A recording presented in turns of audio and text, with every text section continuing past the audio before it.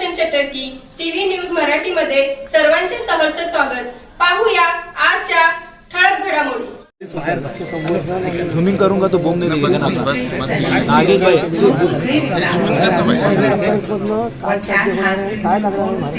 मला असं वाटतं की बोरी कल्चर एक अशा प्रकारची व्यवस्था आहे। आर्बोरिस्ट म्हणजे हा झाडांचा डॉक्टर आहे।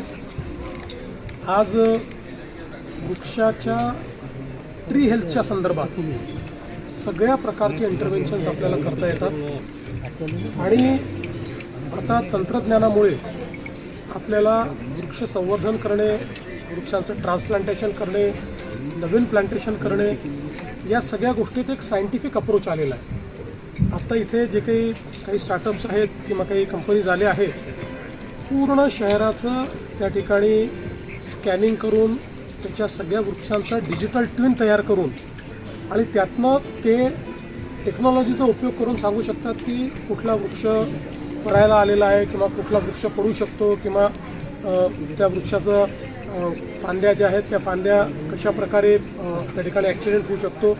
अशा अनेक गोष्टी आज टेक्नॉलॉजीने शक्य आहेत।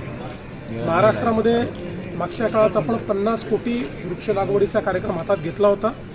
त्यानंतर 2020चं फॉरेस्ट इन इंडिया हे जे केंद्र सरकारचं प्रकाशन आलं, त्यात महाराष्ट्र एक असा राज्य निघालं की ज्याचं ट्री कव्हरेज वाढलं आहे, ज्याचा फॉरेस्ट कव्हरेज वाढलेला आहे आणि आता आपल्याला तो 33% न्यायचा आहे आणि म्हणून आता 300 कोटी वृक्ष लागवडीचा एक कार्यक्रम आपण हातामध्ये घेतो।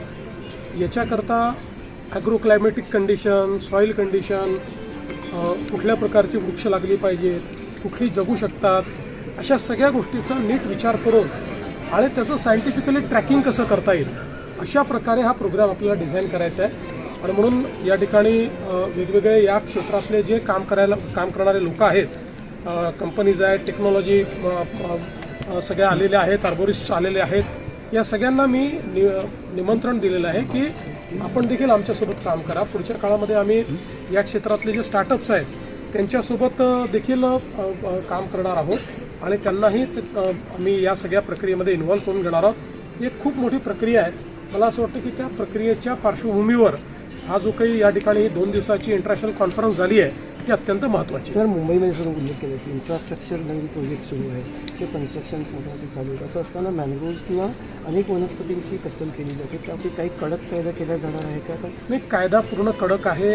एकही मॅंग्रोव्ह तोडायचा असेल तर हायकोर्टाच्या परमिशनशिवाय तोडता येत नाही आणि मागच्या काळामध्ये जेव्हा आम्हाला मॅंग्रोव्ज तोडावे लागले वेगवेगळ्या प्रोजेक्ट करता, त्यावेळी आम्ही कंपन्सेटरी मॅंग्रोव्ज पार्क तयार केला आणि महाराष्ट्र पुन्हा सांगतो असं राज्य आहे की ज्या ठिकाणी मॅंग्रोव्जचं कव्हर आपण वाढवलेलं आहे ते कमी होऊ दिलेलं नाही। बातम्या पाहण्यासाठी आपले चॅनल लाईक आणि सबस्क्राईब करा व बेल आयकॉन दाबायला विसरू नका।